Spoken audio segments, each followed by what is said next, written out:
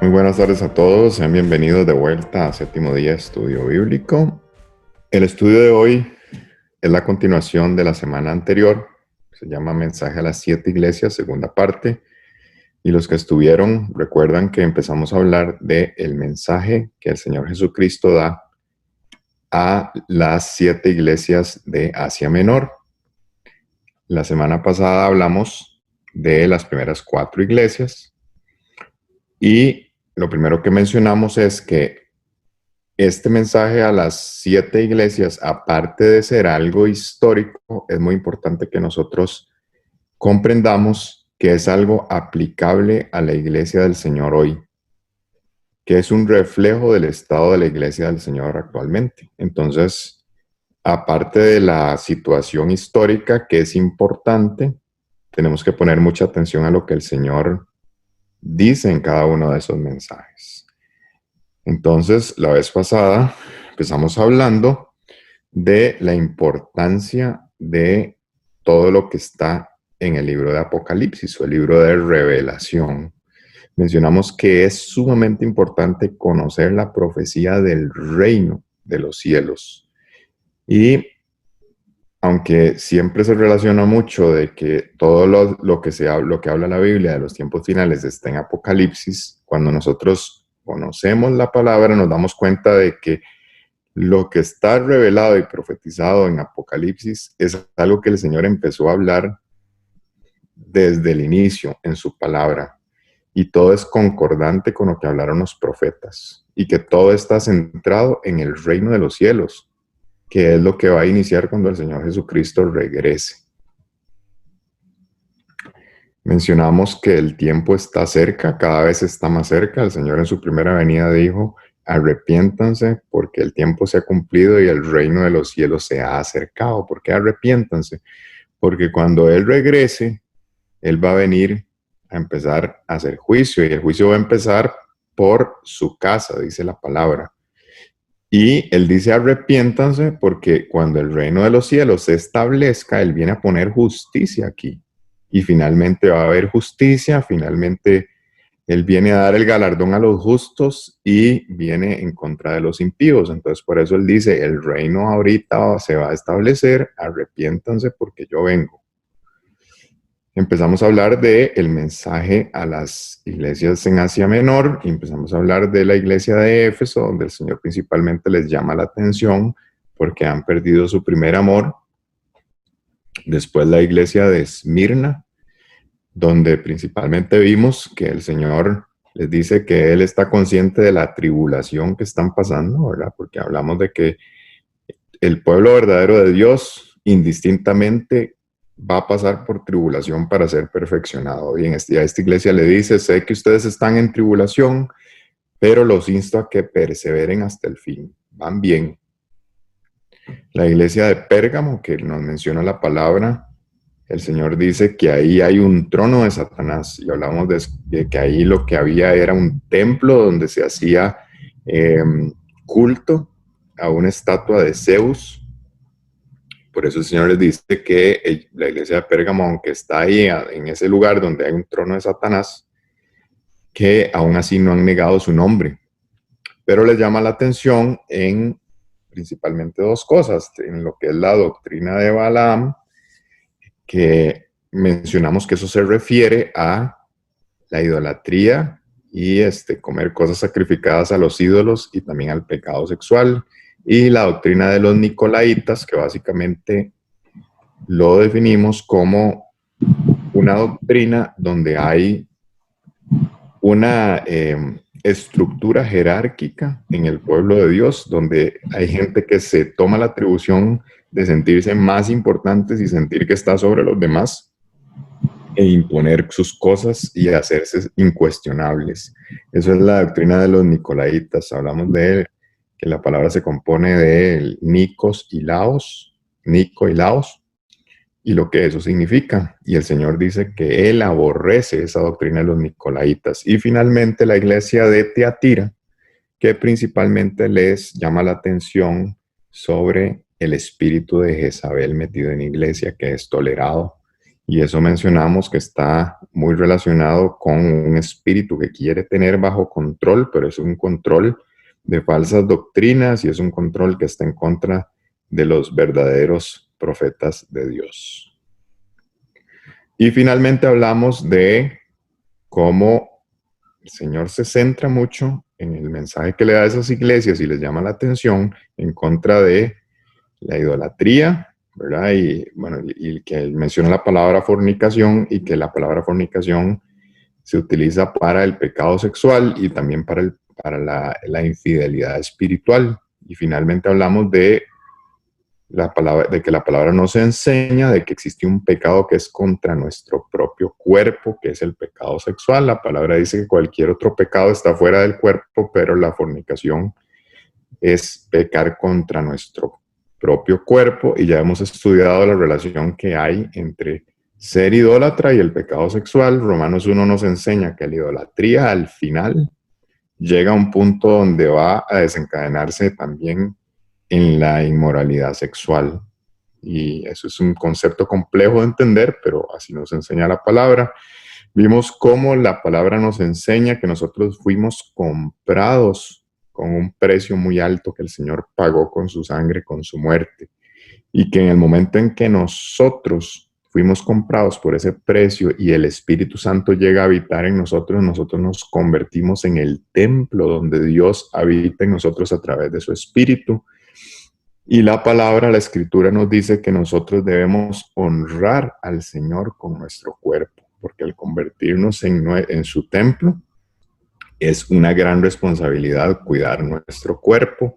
Y vimos cómo la palabra dice que si nosotros destruimos nuestro cuerpo, que es el templo de Dios, Dios incluso, dice la palabra, destruirá nuestro cuerpo. Es una palabra muy fuerte, entonces mencionamos lo importante que es cuidar nuestro cuerpo en todo sentido. Pues hoy continuamos con esta segunda parte, que faltan 3 iglesias de las 7, y hoy vamos a empezar a hablar del mensaje a la iglesia de Sardis, la iglesia de la Odisea y la iglesia de Filadelfia. La quinta iglesia que se menciona en Apocalipsis es Sardis, y la sexta es Filadelfia, y la séptima la Odisea. Sin embargo, vamos a hacer un poquito un cambio en el orden y vamos a hablar primero de la quinta, la séptima y después la sexta, porque ahí van a ver que a la iglesia de Filadelfia le da un mensaje que es un poco diferente, donde le habla de que los va a proteger, y ahora vamos a ver por qué. En segundo lugar, vamos a hacer una síntesis muy rápida de las advertencias del Señor a las 7 iglesias, y como tercer lugar vamos a hablar nuevamente de la tribulación antes del retorno del Señor, y vamos a contestar nuevamente, ¿van a estar los escogidos en ese periodo de tribulación antes que el Señor regrese? ¿Es lo mismo la tribulación que la ira de Dios? ¿Y de qué y cómo protegerá el Señor a los escogidos? Vamos a iniciar, o más bien a continuar, con el mensaje a las iglesias, y vamos con la iglesia número 5, que es la iglesia de Sardis. Vamos a empezar leyendo Apocalipsis 3, 1, 2.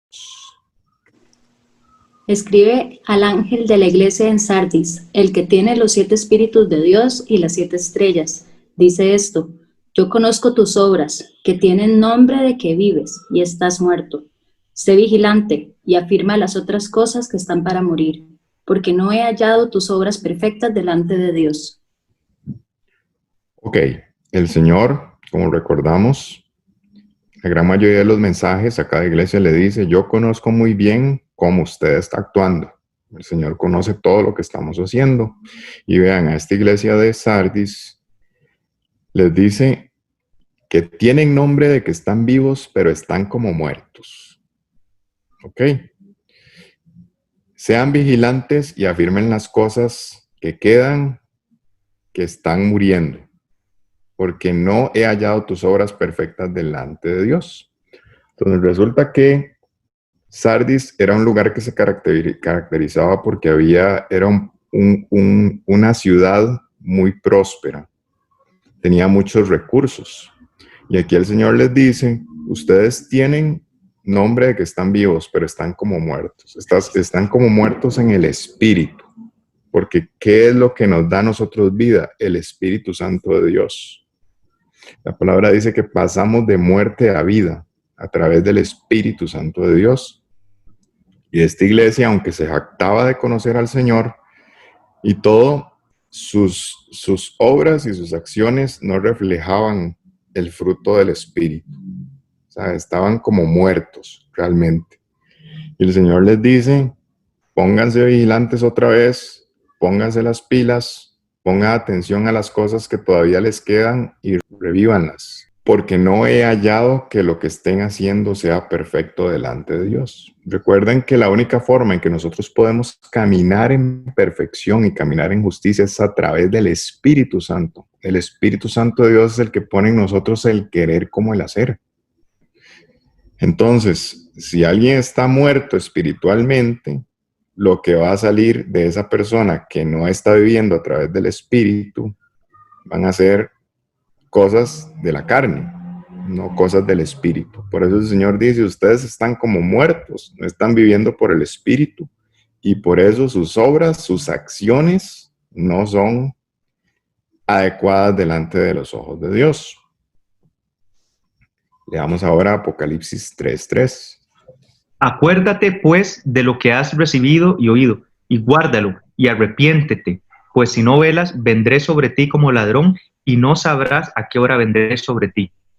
Muy bien, el Señor les dice entonces, recuerden lo que ustedes ya han recibido y oído. O sea, ellos ya habían recibido, ya conocen, y les dice, arrepiéntanse y vuelvan a eso, ¿verdad? Vuelvan otra vez a sentir esa vida que el Espíritu les da, ¿verdad? ¿Y cómo es la única forma de que uno puede mantenerse así? A través de la palabra. Uno tiene que estar escudriñando la palabra, porque ¿qué dice la Escritura? Que la fe viene por el oír y el oír y el oír de la palabra, ¿verdad? Entonces nosotros, para mantenernos caminando en el Espíritu, caminando como el Señor quiere, nosotros tenemos que perseverar en estudiar la palabra y en oración.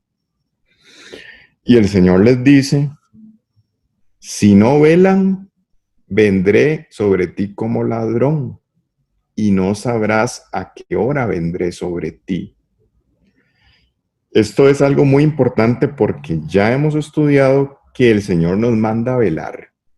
O sea, el Señor nos manda a estar atentos a todas las señales para saber cuándo se acerca su venida. Y el Señor les dice, nos dice en su palabra que si nosotros no tenemos esta actitud de estar atentos, de estar velando, que su venida nos va a tomar por sorpresa. Y Él no quiere que sea así. La palabra enseña y nos dice que los que no están en tinieblas, la venida del Señor no nos va a tomar por sorpresa. Entonces, cuando ustedes escuchan a muchas personas decir, no, es que a mí no hace diferencia saber cuándo va a venir el Señor o no. Yo ando predicando el Evangelio y a veces ni siquiera andan predicando el Evangelio verdadero, porque el Evangelio justamente consiste en predicar que el Señor vuelve. O sea, el Evangelio verdadero consiste en que Jesucristo es el único camino, verdad y vida, y que Él va a volver a reinar. En eso consiste el Evangelio. Entonces, hay unos que dicen, no, yo predico a Jesús, pero ni siquiera están predicando que Él va a venir. Entonces, si uno no está velando, si no está atento a las señales, el Señor dice, lo voy a sorprender como ladrón en la noche.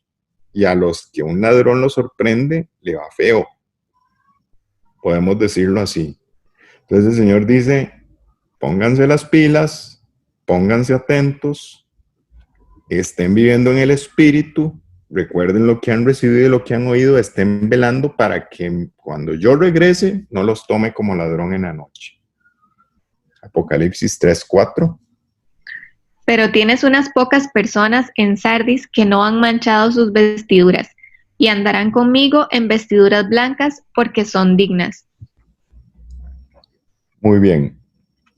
Ya comentamos la vez pasada que la Escritura nos habla de que las vestiduras blancas que también se habla de que es lino fino, blanco y resplandeciente, son las acciones justas de los santos, dice la palabra. O sea, el Señor nos ve con vestiduras, el Señor es el único que nos puede revestir con esas vestiduras blancas a través de su Espíritu Santo, que con Él nosotros vamos a poder caminar en justicia, actuando en justicia. Por eso la palabra dice en Apocalipsis 19:8 que el lino fino, blanco y resplandeciente son las acciones justas de los santos. Cuando el Señor nos habla de que estamos vestidos de vestiduras blancas, quiere decir que estamos viviendo en el Espíritu y estamos caminando en obediencia. Pero cuando nosotros perdemos esa vida guiada por el Espíritu, el Señor nos ve con esas vestiduras blancas manchadas. Entonces el Señor dice, ahí quedan en Sardis unos cuantos que todavía no han manchado sus vestiduras. Vea que no es que no las tienen, sino que en el momento en que el Espíritu viene a nosotros, Él nos reviste con esas vestiduras, pero esas vestiduras pueden mancharse. Y el Señor dice, hay unas que aún no se les ha manchado las vestiduras. Y esos que no están manchados van a andar conmigo, porque son dignas. Apocalipsis 3:5. El que venciere será vestido de vestiduras blancas, y no borraré su nombre del libro de la vida, y confesaré su nombre delante de mí, de mi Padre, y delante de sus ángeles.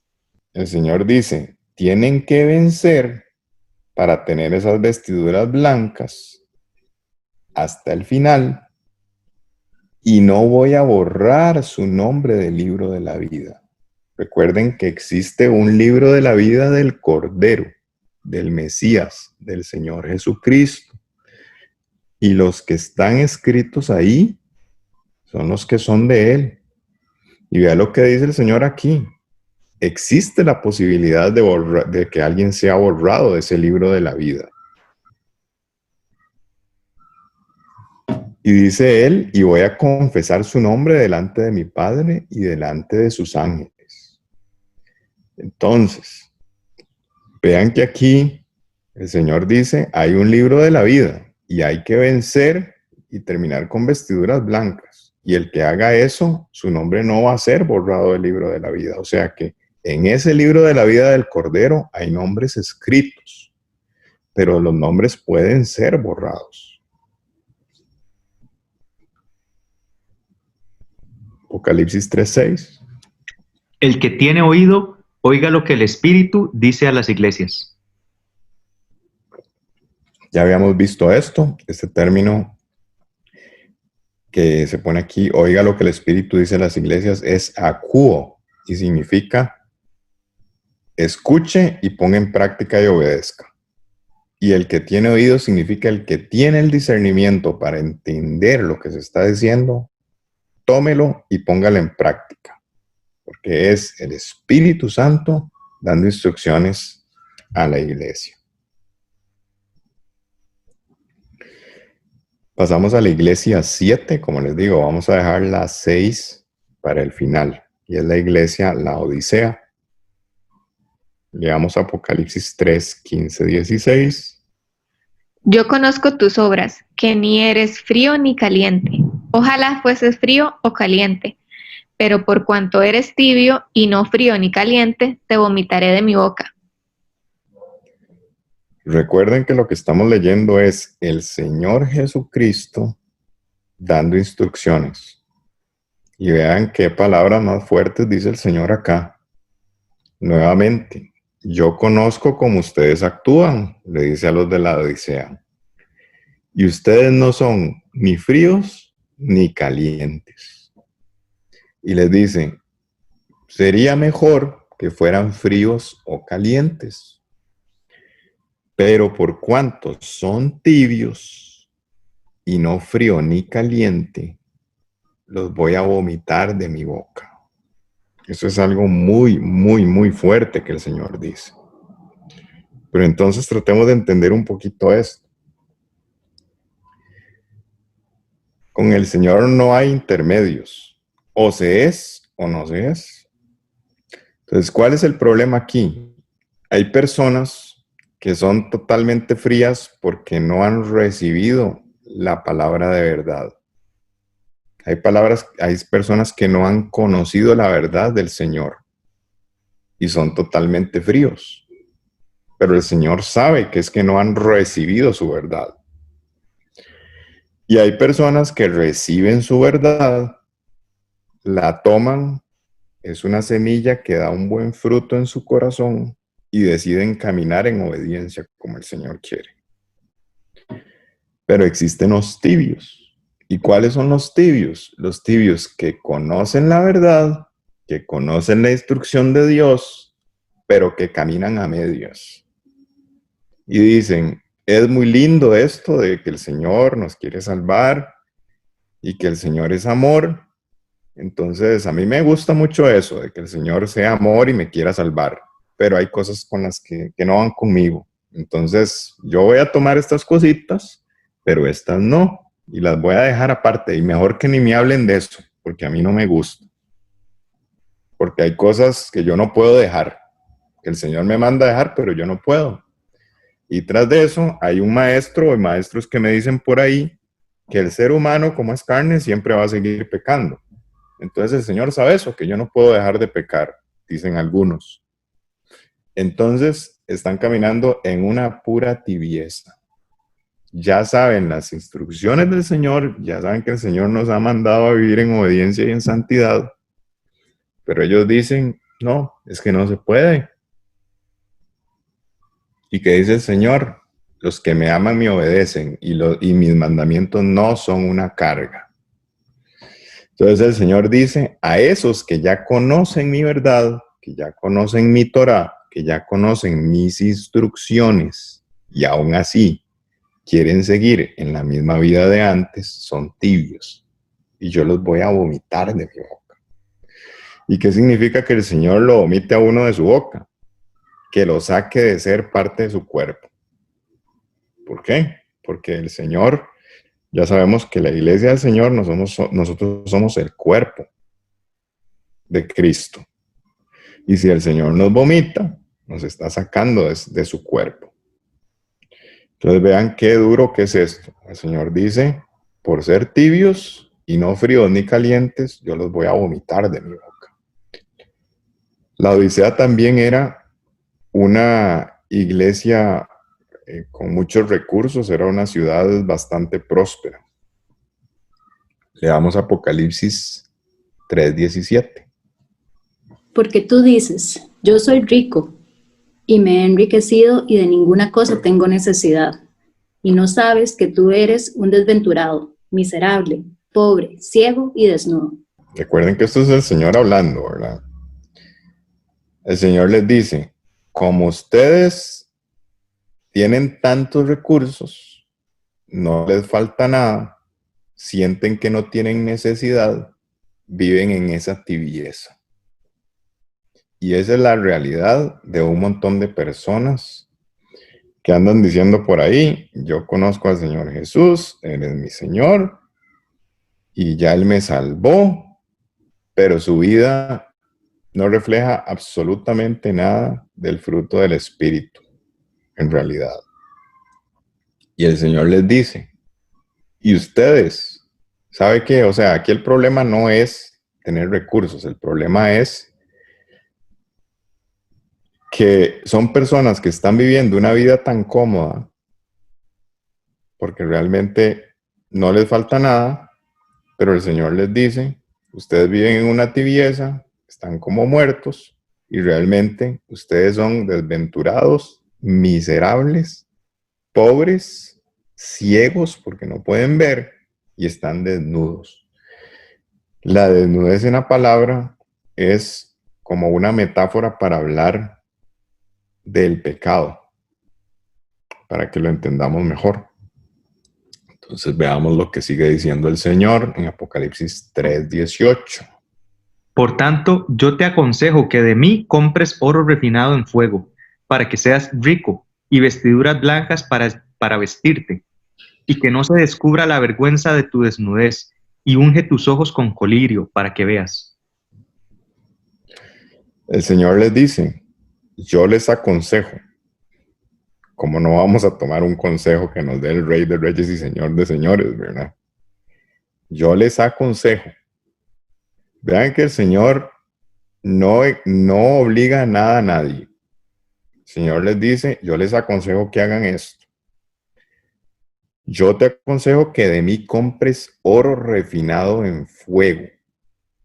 Pero entonces, ¿qué significa eso? ¿Qué es lo que la palabra nos dice que es más preciado todavía que el oro? Eso es la fe. La palabra nos enseña que la fe es todavía más preciosa que el oro. Y después nos dice que el oro es probado en el fuego. Entonces aquí el Señor lo que nos está diciendo es que nosotros necesitamos la fe de Él, la fe del Señor Jesucristo.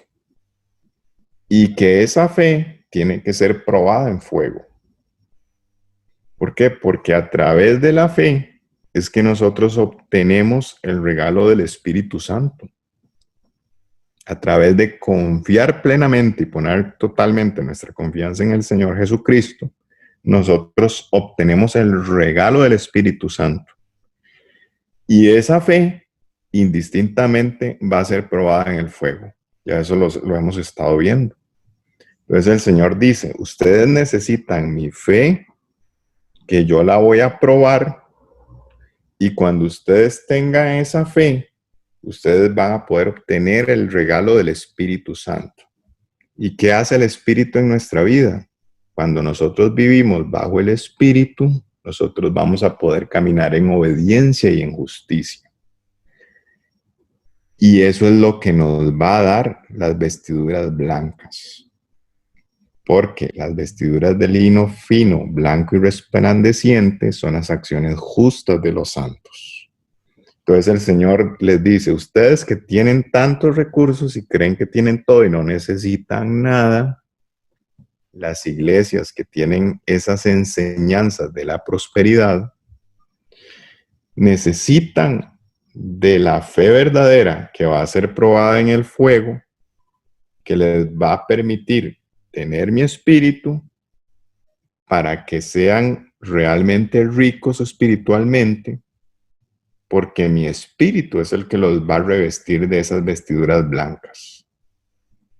Y después dice, y que no se descubra la vergüenza de tu desnudez, porque la desnudez, como les digo, representa el pecado. Entonces el Señor dice, con la fe obtienen el espíritu, van a poder caminar en obediencia, van a estar revestidos de mis vestiduras blancas y ya no se va a ver ese pecado en sus vidas. Y después les dice, y unjan sus ojos con colirio para que se les quite esa ceguera espiritual que tienen. Sigamos leyendo Apocalipsis 3:19. Yo reprendo y castigo a todos los que amo. Sé pues celoso y arrepiéntete. Ok, ¿cuántos han oído que Dios no castiga y Dios no es un Dios castigador? Bueno, eso es contrario a lo que dice la Biblia. Vean lo que dice el Señor. Yo reprendo y castigo. O sea, Dios sí castiga a todos los que amo. Sé pues celoso y arrepiéntete. Lo que pasa es que nos han dado ideas muy extrañas de realmente del carácter de Dios. Y todos los que tienen hijos acá pueden decirme con certeza que han castigado a sus hijos y los han castigado por amor, porque lo necesitan y saben que ese castigo les va a hacer bien. Y tal vez alguna vez han castigado a sus hijos no con las intenciones correctas y se les ha ido la mano. Bueno, eso no le pasa a Dios. Él dice, yo reprendo y castigo a todos los que amo. Dios castiga y reprende a sus hijos y a los que ama por amor, para corregirlos y para alinearlos, porque lo que quiere es llevarnos a salvación. Pues el Señor dice, como ustedes están saliéndose del camino, yo los reprendo y los castigo, porque necesito que aprendan y eso lo hago por amor. Así que no desprecien mi disciplina, dice también en la Escritura en otros sitios, y arrepiéntanse. Tomen sabiamente mi reprensión, y si les toca vivir un castigo, entiendan que es por amor y es para que se arrepientan. Apocalipsis 3:19. Leamos ahora Apocalipsis 3:20-21. He aquí, yo estoy a la puerta y llamo. Si alguno oye mi voz y abre la puerta, entraré a él y cenaré con él, y él conmigo. Al que venciere, le daré que se siente conmigo en mi trono, así como yo he vencido y me he sentado con mi Padre en su trono. El Señor dice, yo toco la puerta y llamo. Si alguno oye mi voz, ¿quiénes son los que oyen su voz? Sus ovejas son los que pueden oír su voz y lo siguen. Si alguno oye mi voz y abre la puerta, yo voy a entrar en él y cenaré con él y él conmigo. ¿Cómo es que el Señor entra en nosotros? A través de su Espíritu Santo. ¿Ok? Y una vez que el Espíritu Santo está en nosotros, nosotros vamos a estar con él. Él nos va a guiar. Él va a cenar con nosotros y va a estar con nosotros. Nuevamente, al que venciere, porque hay que vencer, y aquí está la recompensa. Le daré que se siente conmigo en mi trono, así como yo he vencido, dice el Señor, y me he sentado con mi Padre en su trono. Entonces vean que aquí él habla de su trono, el trono del Señor Jesucristo, y del trono del Padre. Entonces, el trono del Padre ahorita está en el cielo, y el Señor está ahorita sentado con su Padre en el trono de su Padre. Pero Él está diciendo que Él nos va a dar el privilegio de sentarse con Él en su trono. Y ya vimos que la Escritura nos enseña, y el mismo Señor dice, cuando el Hijo del Hombre venga, se sentará en su trono de gloria. Y ya hemos estudiado que la profecía dice que el Señor va a volver y que va a reinar sobre el trono de David. O sea, el trono del Señor Jesucristo, el de Él como tal, porque Él ahorita está a la par del Padre sentado en el trono de su Padre. Pero el trono del Señor Jesucristo es acá, en Jerusalén, en Sión, en el trono de David. Es lo que dice la Escritura. Entonces el Señor dice, al que venza yo le voy a dar el privilegio de sentarse conmigo en mi trono. ¿Por qué? Porque la Escritura dice que Él nos va a hacer reyes y sacerdotes y nos va a dar autoridad sobre las naciones y reinaremos con Cristo 1000 años durante el reino milenial. Apocalipsis 3:22. El que tiene oído, oiga lo que el Espíritu dice a las iglesias. Otra vez, el que tenga discernimiento y entienda todo lo que estoy diciendo aquí, tómelo y hágalo una realidad en su vida. Obedezca, dice el Señor. Muy bien, entonces antes de ver la última iglesia de Filadelfia, vamos a hacer una síntesis muy rápida de lo que el Señor y las advertencias principales del Señor a estas iglesias hasta el momento, incluso las que vimos en el estudio anterior. Entonces recordemos que a la iglesia de Éfeso lo primero que le llama la atención es en que ha perdido su primer amor. La iglesia de Éfeso estaba muy concentrada en hacer obras, en trabajar, pero había perdido su primer amor. Y recuerden que el amor de Dios es la primera manifestación del fruto del Espíritu. Y que la Escritura nos enseña que nosotros podemos tener un montón de cosas, podemos hablar en lenguas, podemos hacer muchísimas cosas, buenas acciones, pero si no tenemos esa manifestación de amor, que es el primer fruto del Espíritu, de nada nos sirve todo lo demás. Segundo lugar, el Señor, bueno, a los de Éfeso también les dice que le gusta que ellos no toleren la doctrina de los nicolaítas, y ya lo repasamos, que eso se refiere a una organización jerárquica cuyo fin es dominar al pueblo. Es poner personas en posiciones de autoridad donde son incuestionables y dicen lo que yo digo es lo que se hace, no me cuestionen, yo soy el ungido. Eso ya lo vimos la vez pasada, ¿verdad? Recuerden que el Señor dijo, existe un solo Señor y un solo Maestro, y es el Cristo, y todos los demás son hermanos. También en la iglesia de Tiatira, recordemos que el Señor, la principal advertencia que les dijo es, no me toleren en los espíritus de Jezabel metidos en las iglesias. La vez pasada vimos que ese es un espíritu que lo que quiere es tener dominio, o sea, es un espíritu que quiere tener el dominio de todo lo que está pasando. Y eso no solo se da en las iglesias, eso se da en personas en todo lado, a veces dentro de las familias, ¿verdad? Quieren tener dominio y control. Es un espíritu que está en contra de toda la doctrina sana, o sea, hace que las personas caigan en idolatría y en doctrinas engañosas, y por lo tanto no toleran los verdaderos profetas de Dios, los que vienen hablando con sana doctrina y se apegan a la palabra de Dios. También la doctrina de Balaam, que está relacionada con idolatría, ¿verdad? Con alejarse de que solo existe un único Dios, de que hay un solo mediador que es el Señor Jesucristo, y un montón de cosas que están relacionadas con cuestiones paganas a otros dioses, y que la gente sigue insistiendo en esas cosas. Igual, como ya venimos mencionando, hablamos de la idolatría, ¿verdad? Que la palabra lo habla, menciona en el griego con el término porneia, y que ya vimos que porneia se utiliza tanto para definir lo que es la inmundicia, la fornicación espiritual, irse tras otros dioses que no son el Dios verdadero, y también porneia se utiliza para hablar de la fornicación física, específicamente de todo tipo de pecado sexual.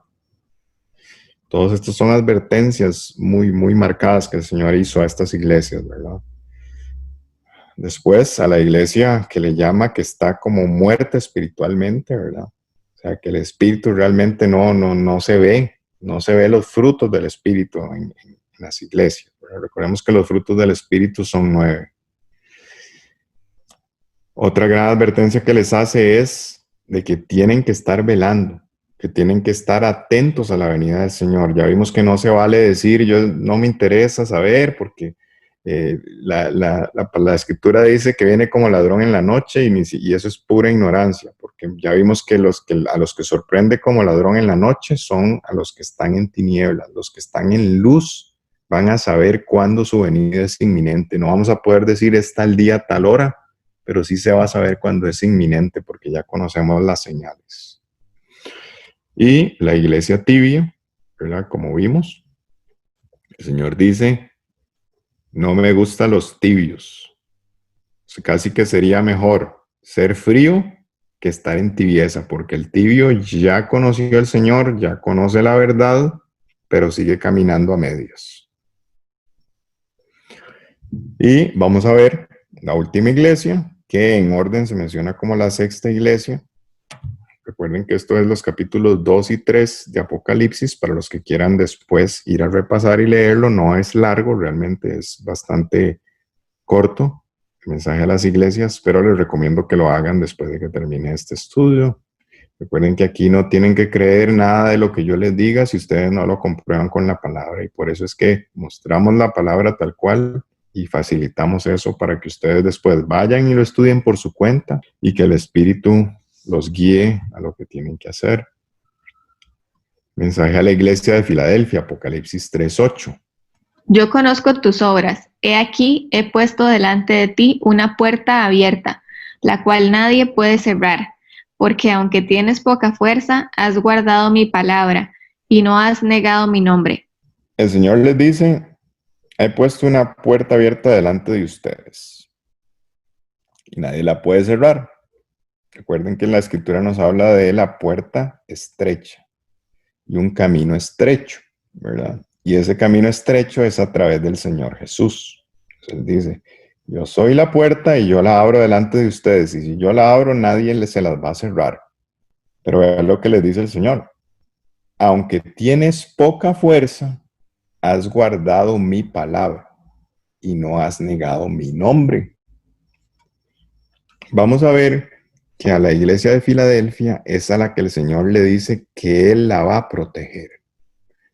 Y esta iglesia de Filadelfia es una representación de los verdaderos fieles del Señor Jesús que están caminando como a Él le gusta en obediencia y no están dentro de ninguna de estas otras cosas que acabamos de ver en resumen. En idolatría, en doctrina de Nicolaitas, en pecado sexual, tolerando espíritus de Jezabel, tolerando la doctrina de Balaam. A la iglesia de Filadelfia el Señor le dice, han guardado mi palabra. Me gusta mucho eso. Y vea lo que les dice. Yo sé que tienen poca fuerza. Entonces vean qué interesante es esto. Porque el verdadero pueblo del Señor que ha decidido caminar en obediencia son pocos. Ellos tienen poca fuerza en realidad y el Señor lo sabe. Dentro del mundo, ellos son débiles, tienen poca fuerza. No mucha gente los escucha ni los oye. Y el Señor les dice, no han negado mi nombre. Y vean, esto es un poco más profundo de lo que nosotros nos podemos imaginar. Porque todo el mundo dice que cree en el Dios verdadero y cree en Jesús. Pero ¿qué es lo que sucede? Vean. El primero y segundo mandamiento es muy claro, donde el Señor dice que Él es el único Dios verdadero y que no hay que tener otros dioses delante de Él. Y el simple hecho de que usted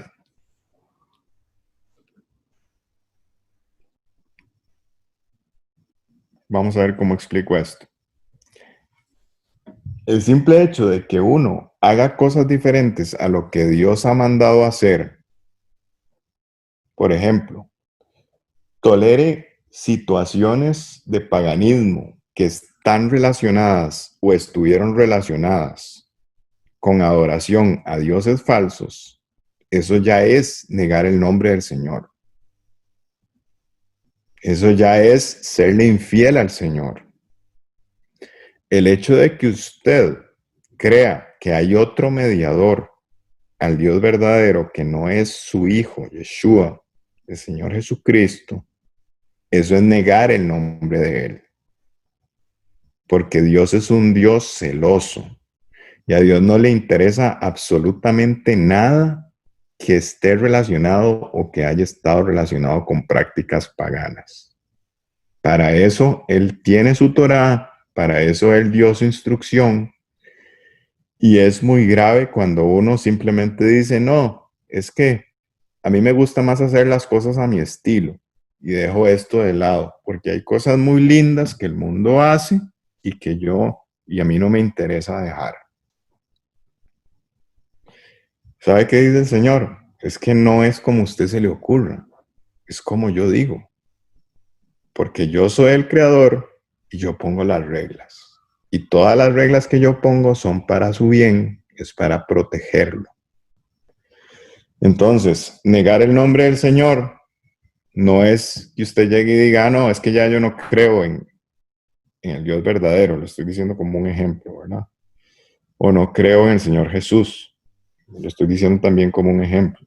El Señor Jesucristo es mi único Señor. No se trata de eso. Se trata de las cosas que Él ve como infidelidad. Y eso Él lo pone claro en su palabra. Y Él dice, a mí no me interesa nada que tenga que ver con cosas paganas que al ser humano se le ocurre convertirlas en cosas que ahora son para mí, porque no es así. Todo el que está involucrado en cosas de celebración pagana no le está celebrando al Dios verdadero. Por eso la Escritura nos dice No participen en las obras infructuosas de las tinieblas. Más bien, sáquenlas a la luz. Leamos Apocalipsis 3:9. He aquí, yo entrego de la sinagoga de Satanás a los que se dicen ser judíos y no lo son, sino que mienten. He aquí, yo haré que vengan y se postren a tus pies y reconozcan que yo te he amado. Muy bien, recuerden lo que comentábamos en el estudio anterior. Recuerden cómo el Señor les decía a algunos fariseos que decían: nosotros somos hijos de Abraham, somos descendientes de Abraham, somos el pueblo escogido de Dios. Y el Señor les dice: ustedes son de su padre el diablo. Les decía a algunos fariseos, ¿verdad? Que eran judíos por linaje, ¿verdad? Entonces a eso se refiere esto. A esas personas que están muy confiadas y dicen: no, es que nosotros ya conocemos al Dios verdadero, pero el Señor dice: no, su vida está reflejando absolutamente todo lo contrario. O sea, ustedes no pueden ser hijos del Dios verdadero. Y aquí no hay grises. Uno o es de Dios o no es de Dios, en realidad. Entonces aquí dice: he aquí, yo haré que vengan y se postren a tus pies y reconozcan que yo te he amado.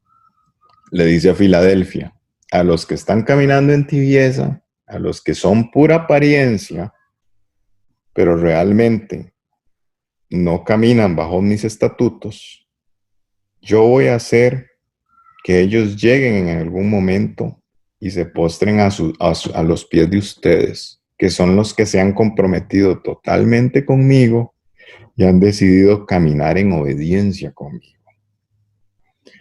¿Cuándo va a pasar eso? Cuando el Señor nos dé el gran galardón que nos ha prometido. Ya sea que nos arrebate cuando Él venga y estemos vivos, o ya sea a los que hayan muerto, que los resucite. Ahí es donde esas personas van a decir: esos que predicaban justicia, que predicaban obediencia y que estaban totalmente comprometidos al Señor y que se apartaron por completo de la forma de vivir del mundo, esos son los que el Señor realmente ha amado. Eso es lo que el Señor está diciendo acá. ¿Qué dice la Escritura? No se amolden a la forma de vivir del mundo. Su pensamiento tiene que ser renovado para que ustedes comprendan lo que es agradable ante el Señor. Entonces, ¿están ustedes apegados a la forma de vivir del mundo? Y vean, voy a aprovechar para decir algo acá. La palabra dice que el mundo entero está bajo el maligno. Entonces vean, el simple hecho, y sí, lo digo por las celebraciones que hay ahora en fin de año y por las fechas que se acercan, el simple hecho de que una celebración o una fiesta haya sido adoptada por todo el mundo, incluyendo personas que ni les interesa el Dios verdadero, porque estas celebraciones las hacen hasta los ateos. El simple hecho de que el mundo acepte algo ya es una evidencia de que no es algo del Dios verdadero. Entonces les digo esto para que ustedes lo tomen y reflexionen sobre eso. Estamos inmersos celebrando cosas que todo el mundo celebra. Esa es una de las mejores evidencias de que no es algo que mandó a hacer el Dios verdadero. Porque la iglesia fiel del Señor tiene poca fuerza. Y todo lo que es aceptado por el mundo, como el mundo entero está bajo el maligno, las probabilidades de que eso que el mundo acepta y celebra son muy bajas de que sean algo realmente del Señor. Apocalipsis 3:10. Por cuanto has guardado la palabra de mi paciencia, yo también te guardaré de la hora de la prueba que ha de venir sobre el mundo entero, para probar a los que moran sobre la tierra. Vean qué promesa más hermosa hace el Señor acá. Como ustedes han guardado mi palabra, mi instrucción y mi paciencia, porque se necesita paciencia para eso. Y la paciencia es una de las cosas principales que el Señor quiere forjar en nuestro carácter. Pero vea lo que dice. Aquí se pone interesante esto, porque dice, yo también te voy a guardar de la hora de la prueba, que ha de venir sobre el mundo entero. Eso es la tribulación que va a venir antes de que el Señor regrese. Y el Señor dice, como ustedes están caminando en esa fidelidad y en esa obediencia, y aunque tienen poca fuerza, yo los voy a guardar de ese periodo de tribulación que viene sobre el mundo entero. ¿Para qué? Para probar a los que moran sobre la tierra. Entonces, la tribulación que va a venir antes de que regrese del Señor viene sobre el mundo entero y viene con el objetivo de probar a los que moran en la tierra. Eso es una prueba de paciencia. Veamos Apocalipsis 3, 11, 12. He aquí, yo vengo pronto.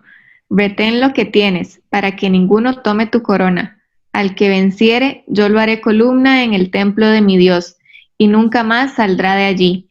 Y escribiré sobre él el nombre de mi Dios, y el nombre de la ciudad de mi Dios, la nueva Jerusalén, la cual desciende del cielo, de mi Dios y mi nombre nuevo. El Señor dice, sigan como van. Aunque se sientan débiles, con poca fuerza, aunque los critiquen por hablar con tanto deseo de vivir en justicia, sigan como están, porque eso es lo que a mí me gusta. Y para que nadie les quite la corona, porque así como van directo a recibir la corona, el galardón. Al que venciere, nuevamente, esto se trata de perseverar y vencer, guiados por el Espíritu. Yo lo haré columna en el templo de mi Dios y nunca más saldrá de allí. ¿Qué dice el Señor? Que cuando esto mortal se vista de inmortalidad, arrebatamiento en cuerpo glorificado o resurrección en cuerpo glorificado, vamos a estar siempre con el Señor, porque vamos a vivir con Él. Entonces, Él dice que nos va a hacer columna en el templo de Dios y nunca más vamos a salir de allí. Y Él va a escribir sobre cada uno de ellos el nombre de Dios, el nombre de la ciudad de mi Dios, que es la Nueva Jerusalén, ya sabemos, ya estudiamos eso, la cual desciende del cielo, sobre cielo nuevo y tierra nueva, de mi Dios y mi nombre nuevo. O sea, el Señor dice, los que venzan y reciban esa corona van a tener esa distinción, ese título.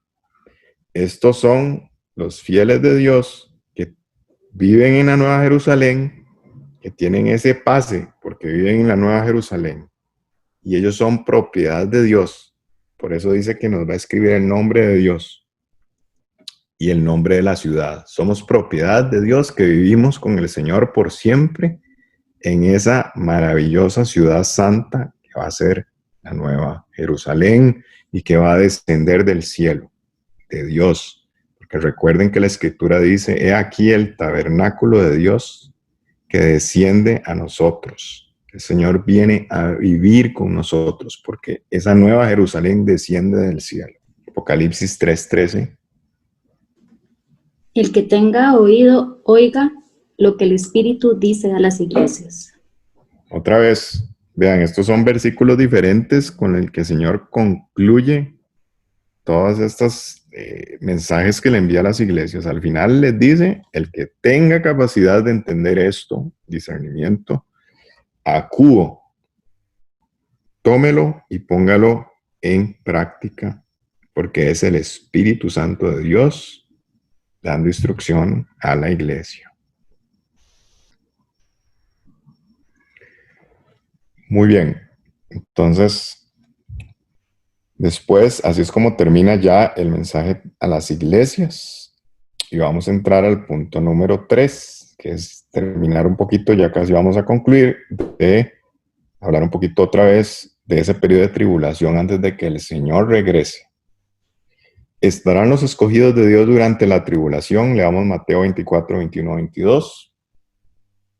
Porque habrá entonces gran tribulación, cual no la ha habido desde el principio del mundo hasta ahora, ni la habrá.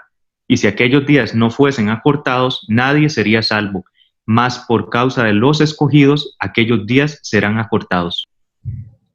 El Señor, cuando empezó a revelar todos los acontecimientos que iban a ocurrir antes de que Él regresara, entonces Él empezó a hablar de todos esos acontecimientos y dice, va a haber una gran tribulación, una gran opresión, una gran prueba, que es esa prueba que acabamos de ver, que el Señor le dice a Filadelfia, que tiene poca fuerza, que lo va a librar de esa prueba, que lo va a proteger de esa prueba. Dice, es una tribulación que nunca el mundo ha experimentado. Y si aquellos días no fuesen acortados, nadie sería salvo. ¿Por qué? Porque los escogidos van a estar ahí. Y va a ser tanta la presión que el Señor va a cortar ese tiempo para que la gente se pueda salvar. Porque si fuera muy extenso, nadie aguantaría eso. Mas por causa de los escogidos, aquellos días serán acortados. Entonces, los escogidos van a estar en ese periodo de gran tribulación. Y el Señor, por amor a ellos, va a hacer que ese periodo sea corto, que no se alargue al punto de que la gente no pueda resistir. Entonces, los escogidos sí van a estar durante la tribulación. Ahora, ¿cómo protegerá el Señor a sus siervos fieles en ese periodo mientras Él regresa? Veamos Lucas 21:36. Velad, pues, en todo tiempo, orando que seáis tenidos por dignos de escapar de todas estas cosas que vendrán, y de estar en pie delante del Hijo del Hombre.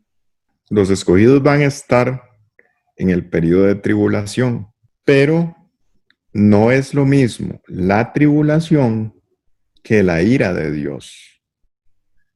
Porque la tribulación es un periodo que va a venir sobre todos los que moran en la tierra para probarlos.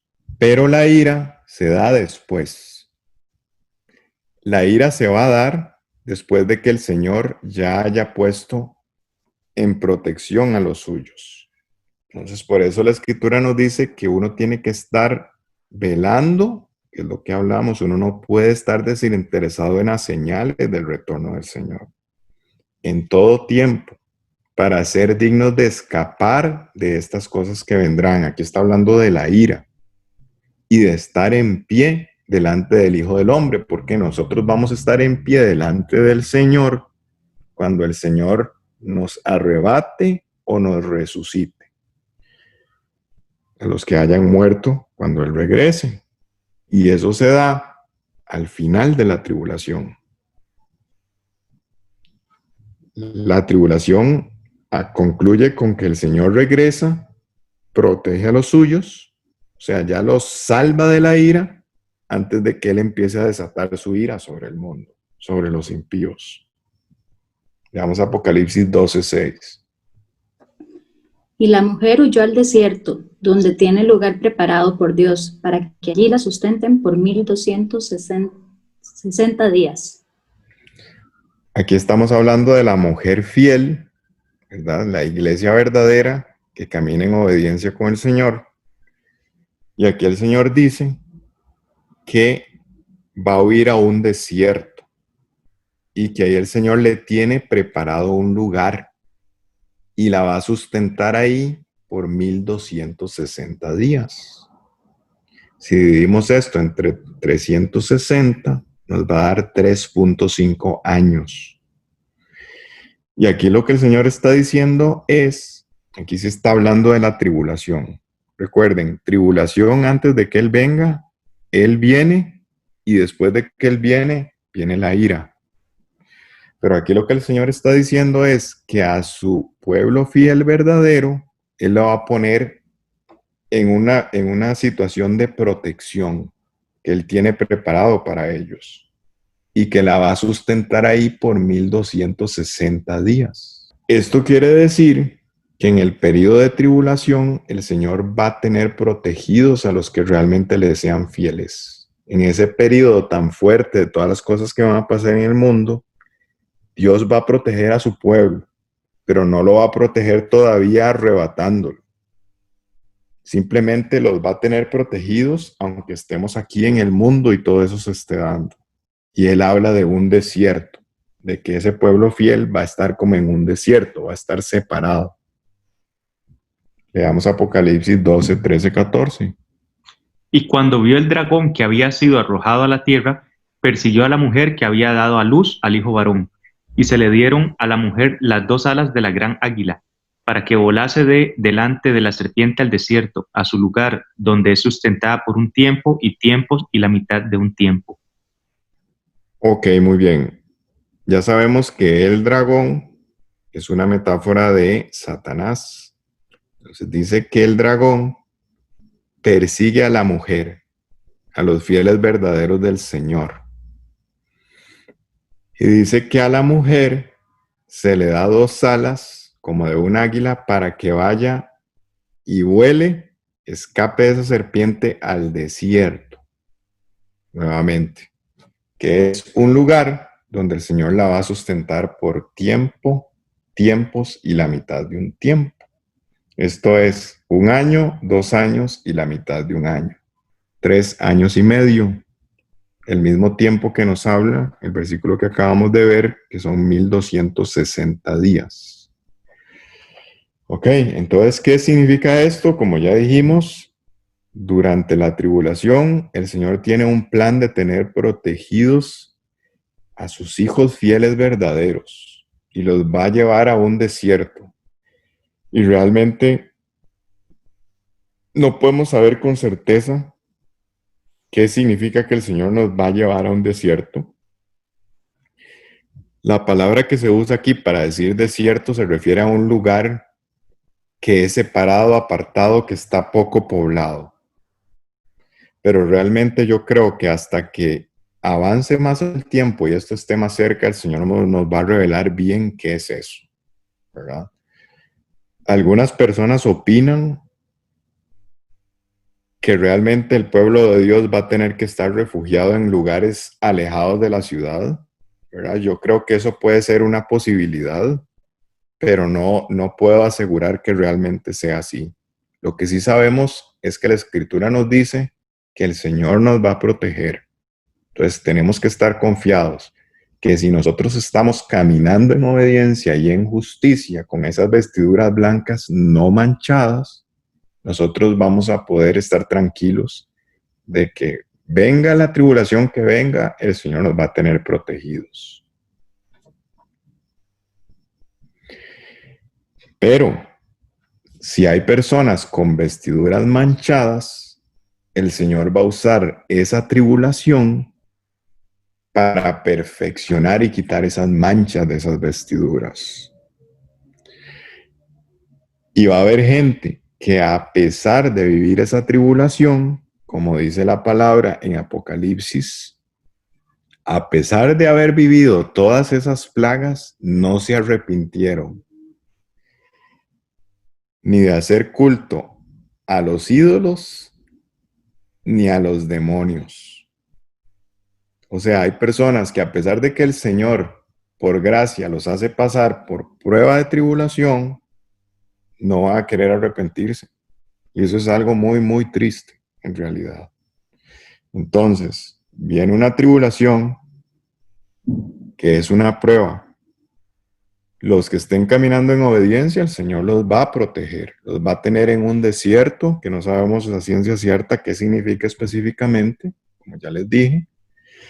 Pero los que estén caminando en vestiduras manchadas, el Señor va a utilizar esa tribulación en diferentes grados para perfeccionarlos. Algunos van a necesitar muy poquito para ser perfeccionados y terminar de entender, otros un poco más, y hay otros que del todo no van a querer. Apocalipsis 9, 2, 4, leamos. Y abrió el pozo del abismo, y subió humo del pozo como humo de un gran horno, y se oscureció el sol y el aire por el humo del pozo. Y del humo salieron langostas sobre la tierra, y se les dio poder, como tienen poder los escorpiones de la tierra. Y se les mandó que no dañasen a la hierba de la tierra, ni a cosa verde alguna, ni a ningún árbol, sino solamente a los hombres que no tuviesen el sello de Dios en sus frentes. Aquí les estoy adelantando un poco de lo que viene después, que se va a poner muy, muy interesante, van a ver.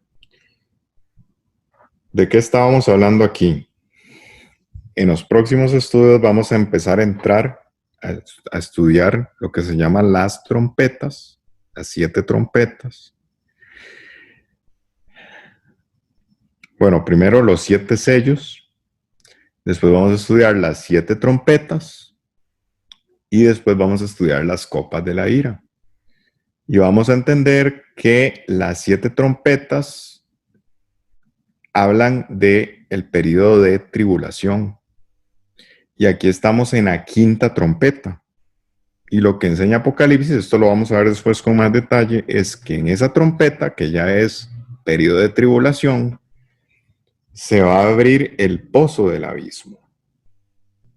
El pozo del abismo, ya les he mencionado, es una prisión espiritual. Es una prisión de espíritus de las tinieblas. Y vea lo que nos enseña la Escritura. Se va a permitir abrir ese abismo en ese periodo de tribulación, en la 5ª trompeta. ¿Y qué va a salir de ese abismo? Unas langostas.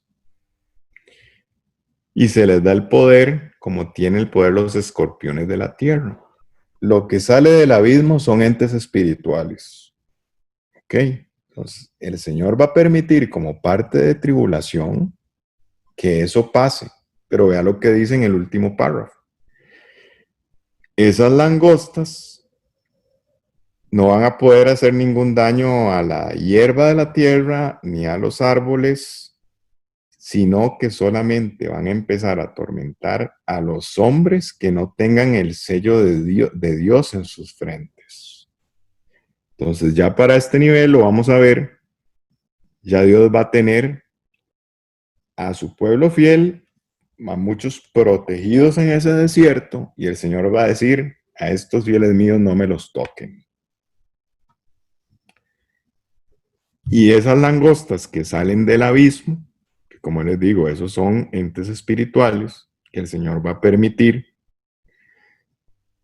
solo van a poder tocar y atormentar a los que no estén sellados y protegidos por Dios. Entonces así es como funciona la protección de Dios durante la tribulación. Él sobrenaturalmente no permite que sus hijos y sus fieles sean tocados, ¿verdad? Pero aquí estamos hablando de que hay que estar caminando en obediencia. Por eso vean, yo sé que nosotros ahora con esta situación que se está viviendo de esta pandemia y de este virus, que el virus existe y es real, pero se ha hecho un ambiente de temor en todo el mundo que ha pasado los límites. Pero ¿qué es lo que sucede? Cuando uno entiende que Dios es el que tiene control de todo y nada pasa si Dios no lo permite, uno puede estar confiado de que Dios lo tiene protegido a uno. Y aunque usted oiga en las noticias que muchas personas se enferman y mueren, eso no sucede al azar. Si usted está caminando en la obediencia del Señor, el Señor no va a permitir eso en usted. Eso es fe.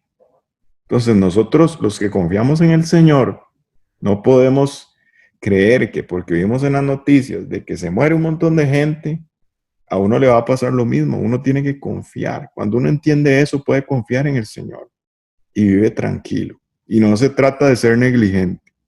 Se trata de ser prudente, pero no vivir en ese temor. Porque las cosas en el mundo no suceden al azar. El Señor tiene controlado cada pequeña cosa que pasa.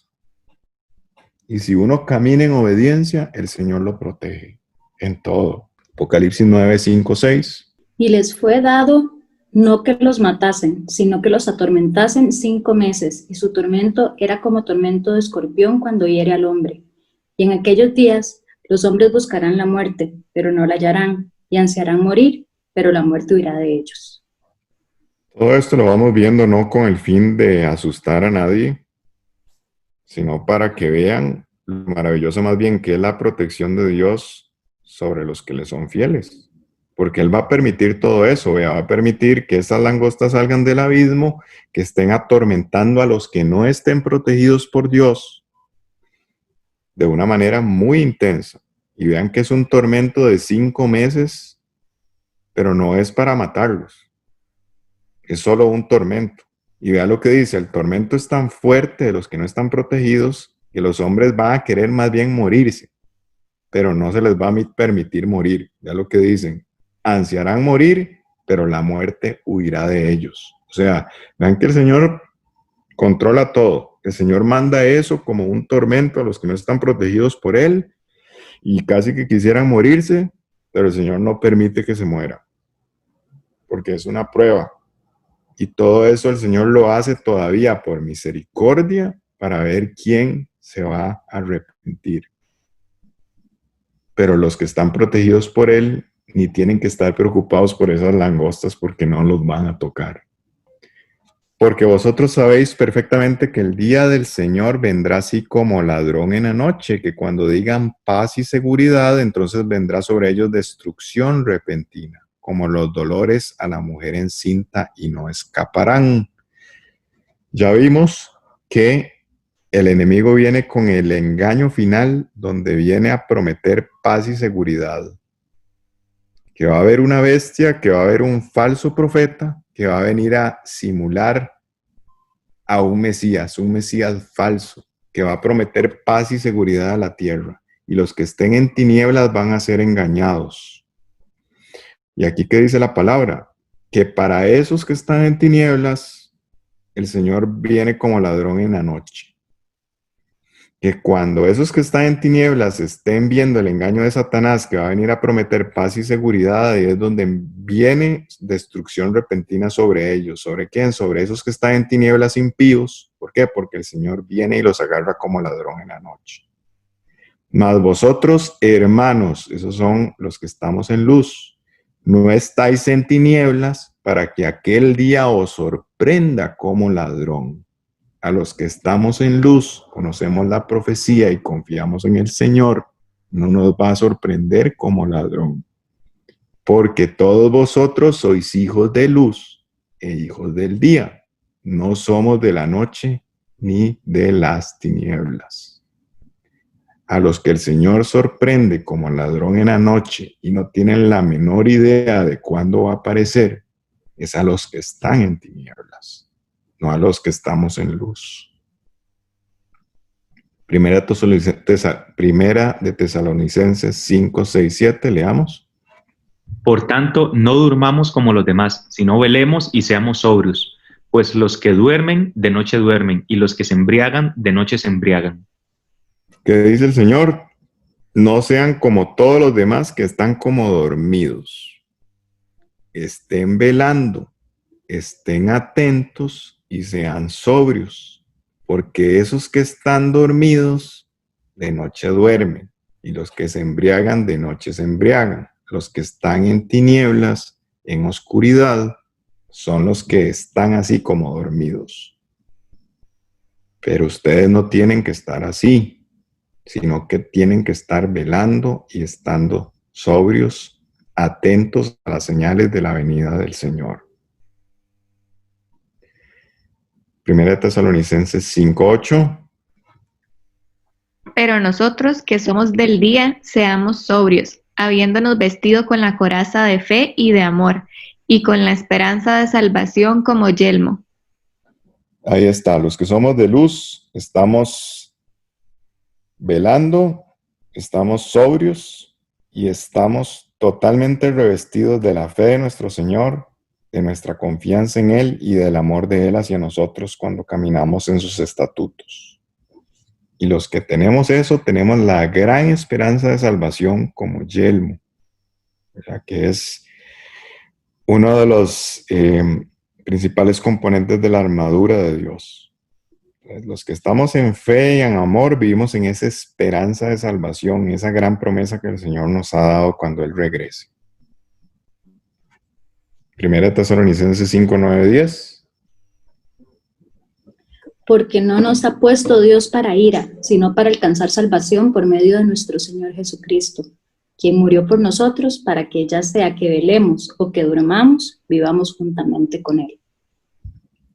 Ok, entonces ya para terminar, esto es lo que les mencionaba.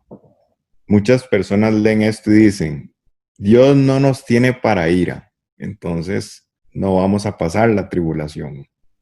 Y sustentan eso para decir que el arrebatamiento ocurre antes de la tribulación, lo cual ya hemos visto que la palabra enseña lo contrario. ¿Qué es lo que pasa? Como les digo, no es lo mismo la tribulación que la ira de Dios. Porque la tribulación, el periodo de tribulación ocurre antes de que Él venga.